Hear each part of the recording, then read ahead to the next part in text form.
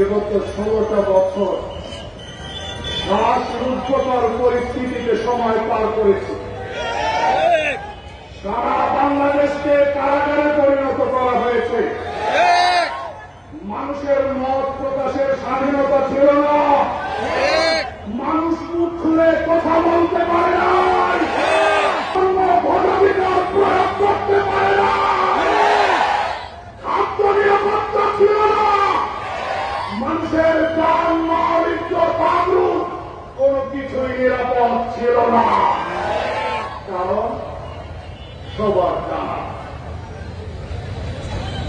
Mafia তন্ত্র, ফ্যাসিবাদ, অধিকার হরণকারী আওয়ামী লীগ সরকার দেশের প্রত্যেকটা মানুষের নাগরিক মৌলিক সাংবিধানিক অধিকার হরণ করে আজকে বাংলাদেশ থেকে দিল্লি আর ভারতের বড় রাজ্যে পরিণত করেছে।